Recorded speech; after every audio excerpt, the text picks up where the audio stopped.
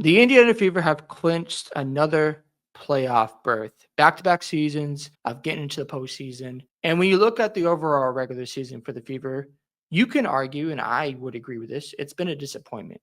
Because when you look at the injuries, I understand they've had them late in the season, but earlier on, they had fourth quarter leads. I've talked about this before, where the offense was terrible in the fourth quarter and they blew some leads at home. They were in games and they let it slip away.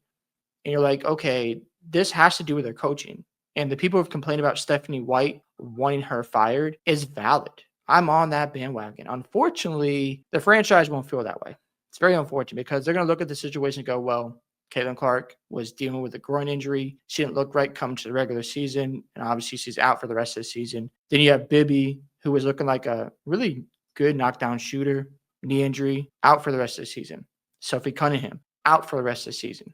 Sydney Colson, who they brought in the offseason, torn ACL, out for the rest of the season. They signed Erin McDonald. What happened to her? Broken bone in her right foot, out for the rest of the season. So they're going to look at the situation and go, if those people were healthy, those women, then we probably would have been higher in the standings. My argument is they were hovering around 500 for a long time, even before those injuries. And you can't just dismiss that situation because, again, the fourth quarters where they're scoring like 10 to 12 points is not acceptable and it's not winning basketball. So when you say like, oh, Stephanie White needs to get fired, I agree. I just think it's going to take some more time. And we'll see if she does anything different for next season. But I just want to talk about the good of the Fever because they have overcome so much adversity. You know, of course, you just talked about the injuries. They've had to figure that out. And then you look at what they've had to deal with in terms of the style of play, where Stephanie White has tried to emphasize more defense. I get it. But she comes from the Connecticut Sun, who likes to play physical, likes to make games ugly. And the Fever don't have those type of players and personnel. So the system she's trying to implement doesn't fit with this roster, in my personal opinion. And then you look at, they scoring, I think it's like 84, 85 points a game. That's fourth in the WNBA. The problem is they have moments where they just struggle to score and there's no innovation in their offense. So that's where I think Stephanie White needs to improve. Look, you can have a great defensive team, but the Fever have a lot of players on his team who can score the basketball. And you got to unlock that side on the court. So maybe you need to hire an assistant who can be the guru behind the offensive engine that runs the Fever. I don't know. They got to figure that part out, in my opinion. Now, look at the game against the Mystics. They won 94-65, had a great game. And you saw them running in transition. You saw Leah Boston get you 5 assists. That's always a W when Boston is able to play make. You look at Odyssey Sims getting 8 assists. I don't know how consistent that is because she is a copycat of Kelsey Mitchell when it comes to somebody who just has to score the basketball. So I don't know if you can rely on that on a consistent basis. Kelsey Mitchell, 10 points. Natasha Howard, 17. And if they're going to have any chance of competing with the Aces or the Dream, I think they'll probably likely play the Aces. They have to have balance throughout the roster because they can't rely on, Kelsey Mitchell to dribble the ball and just score the basketball all the time. They need to have balance up and down the lineup. Is that likely? Probably not, because I don't think you rely on, Shea Petty, Ariel Powers to give you double-digit points off the bench consistently. Can they get a game against the Aces? Potentially. That is a possibility. Do I see it happening?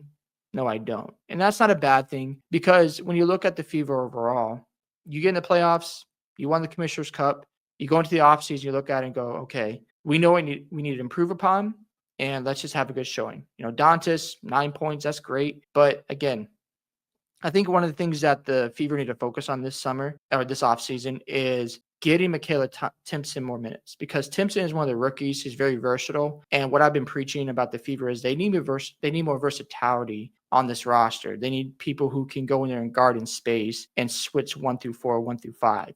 Because they've got your Lexi Hall, they've got your Sophie Cunningham. I think Timpson could play another role next year for the Fever.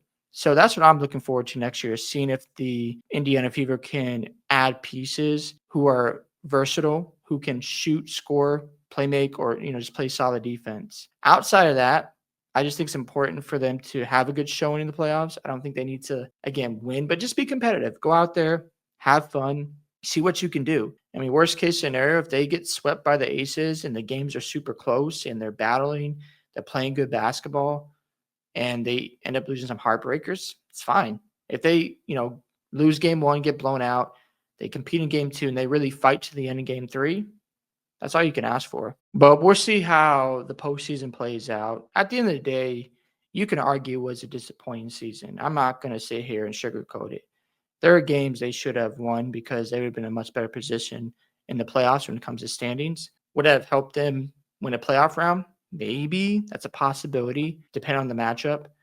But at least they're in the postseason again, and you're trying to build a winning culture. The hope is going forward, they address some of the things in the offseason when it comes to the big man position, and they need to get a center there who's more versatile and not a lot of redundancy between Boston and Dantas and Howard. They need to mix that up. Maybe you give a bigger role to Tipson next year. I think that's something they should investigate. And then you hope that Stephanie White can get some innovation with his offense, because if your focus is let's have Kelsey Mitchell dribble the air of the ball, let's get Caitlin Clark in a corner, and let's have bad, performances in the fourth where our offense gets stagnant. You have to wonder, okay, where is the adjustments, and do you need to bring in a better assistant to help alleviate some of those weaknesses that Stephanie White might have? So those are things I'm looking forward to. Hope you guys enjoyed this video today. I'd love to hear your thoughts about the Indiana Fever making the postseason. Are you going to be watching the games? What are your expectations if they end up facing the Aces or Dream? Don't forget to like and subscribe to the channel, and I'll catch you guys in the next one.